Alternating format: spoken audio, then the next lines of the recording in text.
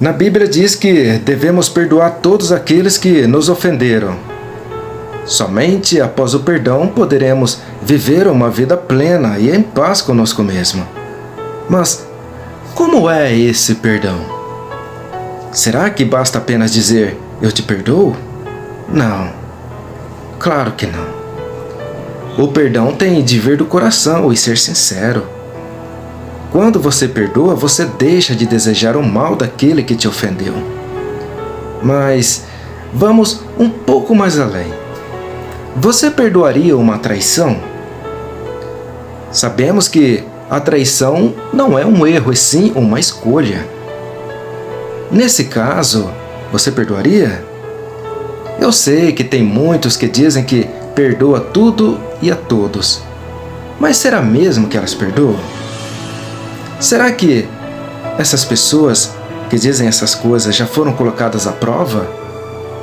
Perdoar é uma grandeza e somente pessoas amadurecidas em humildade e evoluídas espiritualmente falando é que conseguem perdoar.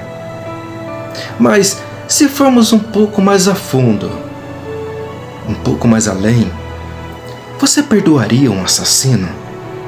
Alguém que atentou contra sua vida ou a vida de alguém que você ama? Você perdoaria? Não responda tão rápido sem antes se colocar no lugar daquele que perdeu um ente querido para um crime tão bárbaro. Como perdoar um crime hediondo contra alguém que amamos? Não é fácil. Só de imaginar a cena, sentimos uma angústia e raiva. Quando perdemos uma pessoa amada para um crime dessa magnitude, não é só ela que morre. Uma parte de nós também vai junto com ela. Muitas famílias ficam arrasadas, destruídas por dentro e até mesmo a fé em Deus entra em questionamento. O que você faria se fosse você passando por uma situação dessa? Você buscaria por vingança? Desejaria o mal para aquele criminoso? Eu acredito que sim, pelo menos na maioria das vezes. Agora, imagine a cena. E se o criminoso pedisse perdão para você pelo mal que fez? Você perdoaria? Pense bem. Não é tão fácil assim. Não mesmo. As pessoas que passam por uma situação dessa, elas ficam traumatizadas, elas ficam tomadas pelo sentimento da ira, pelo sentimento da vingança. Na Bíblia diz que, naquele tempo, Pedro aproximou-se de Jesus e perguntou: Senhor, quantas vezes devo perdoar se meu irmão pecar contra mim? Até 7 vezes? Mas Jesus respondeu: Não te digo até 7 vezes, mas até 70 vezes 7. Porque o reino dos céus é como um rei que resolveu acertar as contas com seus empregados. É interessante a pergunta de Pedro. A pergunta de Pedro parece já haver uma resposta, mas Jesus sabe desembaraçar uma resposta evidente. Para nós, não basta saber que Jesus nos diz que devemos perdoar infinitamente. O problema é a sensação que temos de não controlar as sensações do perdão dado. Existem situações que nós desejamos perdoar, mas a dor, a raiva que nós sentimos parecem mais forte do que a nossa vontade e o nosso desejo de perdoar. Perdoar significa parar de sentir dor e sofrimento pelo mal recebido? Será que é isso? Aquilo que diz respeito ao nosso sentimento não diz respeito à nossa vontade.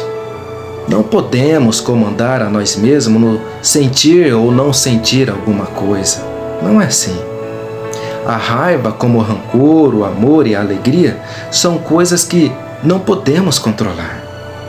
Mas a nossa vontade pode decidir sobre o que fazer ou não fazer com a raiva, com a dor, com amor e com a alegria que sentimos.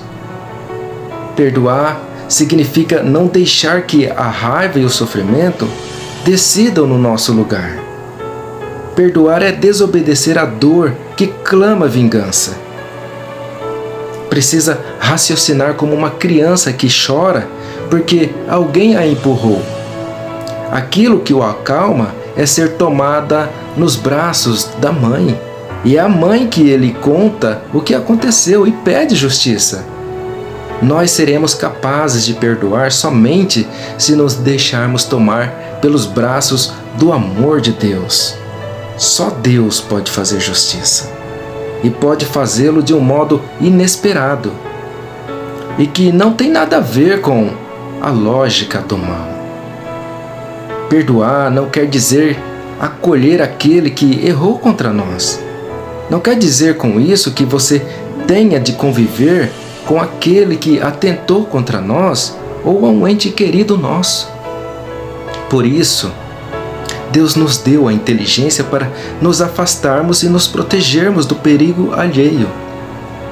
Se você puder perdoar, perdoa, mas mantenha distância e deixe o resto com Deus.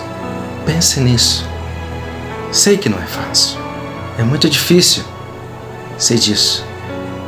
Mas o perdão ele é necessário para que você consiga viver uma vida de paz, para que você consiga simplesmente continuar vivendo. A sua vida não perdeu o sentido. Você ainda está aqui. E ninguém está aqui por acaso. Todos nós temos uma causa, um motivo, uma missão, um propósito. Deus sabe o que faz. Que Deus te abençoe.